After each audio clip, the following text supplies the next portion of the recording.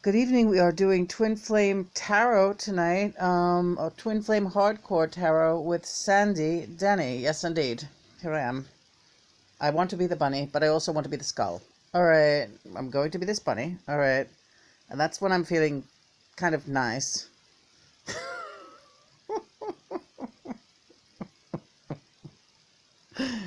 Then I was going to say go in there and get one of those titanium skulls because I really feel like a hot ass today.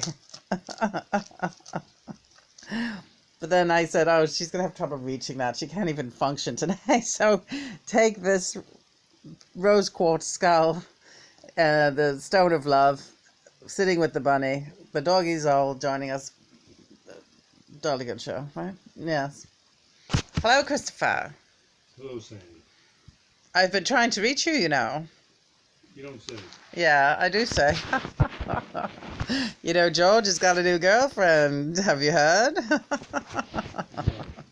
You didn't hear that? You don't lie. You've heard about Nellie Mackay and George. Oh, okay. Yes. Twin flames are getting together now, and all this pussyfooting around is over with, dear. Well, I don't mean to come here and put him on the spot, but... Lena, it's wonderful to be here. You're a star. We're all stars. I love the Bowie cards. They're just very beautiful.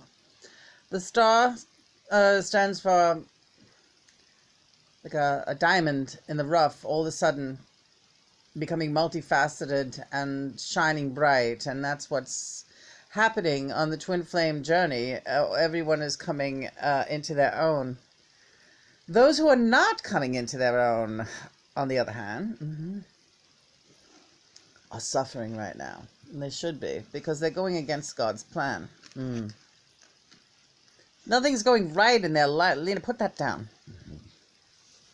Nothing's going right in your life right now if you're not making great strides toward your twin flame union, because you're going against the blueprint that you yourself designed. You're too caught up in the earthly realm to realize what's good for you in the outer realm, which is ultimately where you're going to be. And probably pretty soon. This world is not long. It's coming to closure now. That's why, Lena, well, I don't think I have to tell you this, Lena, but I will mention it to Christopher. You know, Lena is guided by John, and she does everything according to the divine plan. And John told her, go ahead and sponsor a couple of horses yesterday and of course Lena was like, that's a little bit dear. That's over $1,000 for a year of sponsorship. And he said, Lena, you have $18,000 sitting in the bank. You have more money coming in than you really know what to do with. And this world is going to be over soon. And what you give to that sanctuary now will alleviate a lot of suffering between now and the time when the world is going to be over. So when he put it that way, Lena said, well, that's true. I didn't mean to question you, John. I just was like, wow, I've never spent that much money to sponsor an animal before.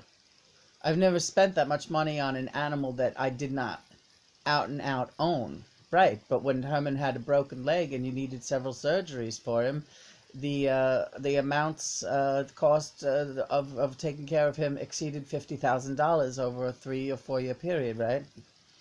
Right. And was there ever Christopher, was there ever a question as to whether or not to treat that dog, or? No. No. Every animal must be treated with that same respect. If you have the means to do it, you should do it. And that's the way the world should be operating. Of course, that's not going to happen in this life. But we might as well make the best of it and do the very best we can, regardless of what the average idiot is going to do. I want to just take this opportunity to pray again and thank Mother and Father God for making this communication possible.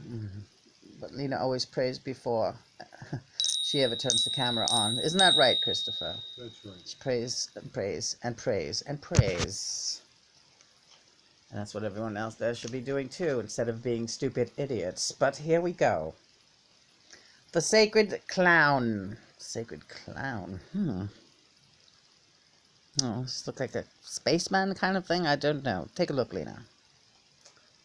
Sort of like all these Bowie cards are like space aged. So this is the Fool, right? The Fool. I could take this two ways, at the way the rate is going. From what we see out here, is the obvious when you say someone is a fool. Way too many of them walking around with their heads up their ass. They're going to get blown to Kingdom Come and come back as slugs and never know what hit them. Except they'll wake up and they'll say, wait, what am I made of jelly? Oh my God, I am a slug. I thought I heard something about being called a slug, but I made fun of it while I was down on Earth. But now here I am back and I am a slug. And there's like nothing I can do about it. Wow, and look at this card. The guy's even got little slug ears on it. Yeah, on his hat. Chris, look at this card. Here I am, the slug. Do you see it? And there's not a thing I could do about it. Because I didn't listen when everyone was telling me that I was going to be a slug. And then people like that, not people, but where is he? Bun? There he is. Psst, Bunny. They will eat a slug. But I'm not going to go back into this slug 101 thing we've talked about. And what about the other part of it? Enjoy yourself. Well, enjoy yourself while okay, so that would be the stupid fool. But then you could look at it as the fool card of enjoy this world while you're still in it, but make it a wonderful world and help as many animals, people, everything that you can. Spare no expense. Be foolhardy in that way, but not really foolhardy. Just be crazily generous with your time, your love, your money, everything. Give, and make this world so beautiful. Because when you want to leave, and when you leave, you're going to want to leave behind that you did the best you could. That you didn't come back as a slug. You're ascending to the next level. The difference between you and the retarded fool. Now, I don't mind using the word retarded, you know. I know, Sandy. If something is retarded, it's retarded. When did that become a terrible thing to say? Don't call me a retard. I'm a retard. I'm telling you something. If you're thinking in your mind that these kids with the Down syndrome or whatever is what retard is, that's not a retard. Those are advanced humans, like way advanced. They like epitomize love, innocence, trust. It's the rest of us as retarded. Thanks, Sandy. Is this the hardcore part of the tarot? I've missed you, but I understand. Yes, I know you do. Ah, you don't want me to get started on that nut. You said you were her guardian. I was trying to help her. King of Swords. I'm not even gonna... Don't worry about that. That fucking God. King of Swords. That's for God to worry about. That's a mess. She's talking about OG. Yeah. Were you ever... I don't say I'm someone's guardian angel if I'm not. So we resign. When someone is hopeless, we also resign. We have the freedom of will and the full ability to resign and say, give me somebody who is not retarded. And again, I'm not talking about mongoloids or Down syndrome people. I'm talking about someone who is so damaged from this earth down here that they have allowed themselves to become completely backward. And run roughshod over others in a panic because they don't know how to fucking handle themselves. All right. Disgusting. And then everything becomes... This crazy lunatic... She knows who we're talking about. It doesn't matter. This crazy lunatic is like... Wants to put it then all on her husband, who she doesn't even have a relationship with. How do you know that they don't have a Oh. Do you feel that stiff neck? Because that's mine, not yours. Listen to me. If they had a relationship, would she be following and stalking you online nonstop, almost 24 hours a day? No wonder the girl's losing weight. She can't stay off the internet. It's burning out all of her fat cells. Ace of Swords. She always said she was scared shit of me. Whenever I would come on, she'd say, Sandy scares the shit out of me, Lena. She knew. She knew a long time ago that I would be a force to reckon with when I came to my sister Lena. Somewhere in her mind she knew that. Ace of Swords. I'm trying to figure out this card. It looks like a giant peach to me. I'm thinking of Greg Orman and Eat a Peach when I look at this card. He's moved on already. You blew it. You blew it. I could have had a go at him too, you know, but I'm waiting for this guy sitting over here. I'm not waiting tonight, Christopher. I'm coming for you. There's the beep in the horn. Oh, gee. Christ. What's going to be happening in this house tonight? I love you. Listen, Christopher, do this for your Sandy. Pick a card from number 1 through 18. 4. Ah, he makes it nice and easy, doesn't he? Yes, he does. Oh, Johnny's cracking. Yeah, Johnny's hitting the wall in the other room. Johnny makes the walls crack. Yeah, he's having fun. The Starman, and that's the Magician. Well, Christopher, you know, you're a very powerful psychic and a very powerful medium, and I know you get tired sometimes because you really are juggling a lot on your plate. And the Magician card stands for somebody who really can do anything and perform miracles, but you need to get proper rest in order to do that. So, you know, don't worry about your parents so much. I know you worry about them, but they're really fine, and they don't want you to worry about them either. They just enjoy your company, and they completely understand, you know, if sometimes you're just too tired to constantly be at their beck and call. You can take a breather from that, you know. It's all right. Just because, you know, just because you live right here close by, it doesn't mean that you're beholden. Your brother lives even closer. He's directly downstairs from them, and he doesn't make that his, you know what I'm saying? Yeah. All right, I know you're not one for words all that much, but do what makes you comfortable. But when you want to rest, rest. And don't let the guilt eat you up. Nobody lives forever, and certainly your efforts will not elongate anyone's lives. If that were true, then they would probably live forever, because they would have been eating the right foods that you've been telling them to eat for the last 20 years.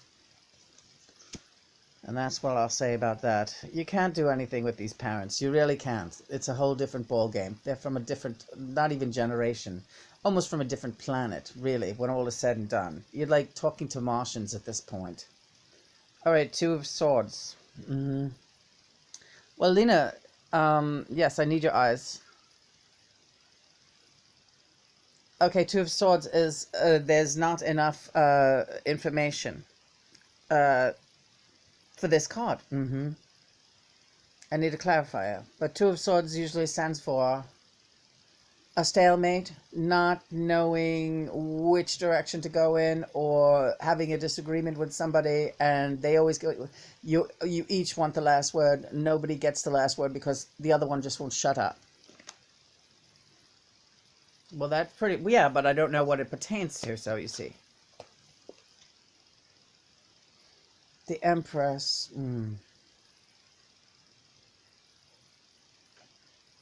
You have to talk to your mother, Christopher. And you have to tell her not to be so hard on your father. Stephen's already done that. She doesn't listen to Stephen. You've never said anything to her. You must tell her to go easier on him, because she's making him worse. He would do a lot better if she was kinder to him. It's like she doesn't know how to be kind to him. She's worried about herself right now more than she's worried about him. She's angry at the world because he's slipping a little bit. Not so bad, though, really. He's really not slipping so bad, Christopher. He would be doing much, much better if she were kinder. Stephen again has said it to her many times. She does not listen to Stephen. You have never said this. When you have a chance, whenever, take her aside and say, you need to take it easy on Dad, because it seems like he gets more upset. You know, the more you snap at him, it makes him worse. Because I've noticed that when we're alone together, he's better. Say those words gently to her. You should, and you really must. It'll go a long way, because his quality of life will improve. Okay. That's beautiful, Sandy. I feel like crying from that. That was me being the bunny rabbit. Now I'll go back to being the skull. That was some great advice, yeah. Well, that's true, though. He's still very, very sharp. You've heard him on the phone. He loves to talk. He's fine. He just needs more kindness from this woman who he does everything for. Now listen. Yes. Your children, Lena, Prince of Pentacles. That is your Julian and your, most notably, the Fab Four. Julian, Sean, Nels, and Ryan. Yes. You have to stay really close to them now, because a lot is going on in their lives. You know that things are picking up for Ryan. He's doing better. You know what I also noticed, though, too? That even though Ryan is doing better and he's staying off the internet and he's like staying in touch with me and John, and it's much better. Go ahead. People are attacking him more. Like, he's not even online to be attacked now, and they're like, Ryan Adams is a dirtbag. Like, just all this random shit. Like, because I check on Twitter what's on the feed, and I always want to see what people are saying about Ryan. And it's every day. He's a shithead. He's a dirtbag. He's a molester. He's like, they can't stop. It's like, you know, he's not doing anything. He was never found guilty of anything. It's like now the woman who accused him, that Phoebe Bridgers, she is being fucking sued by a couple of people who say that she set them up as, like, you know, she's like a crazy temptress or something. Yeah. And then she wants to go, I'm in the Me Too movement, like making that her big fucking platform. Like, it's not enough to be a singer and songwriter. You got to go do that. Well, there's something wrong with her, obviously. She's a nutcase. She has issues with men, and I'm sure it's very deep-rooted. So, you know. So, I mean, I don't know. Ryan doesn't really get intimate about what happened with her. Well, I'm not at liberty to say, but he'll talk to you about it later. You want to talk to him about it now? Does he want to come through right now? Turn off the camera, shuffle the cards again, and Ryan will be right in. Okie doke.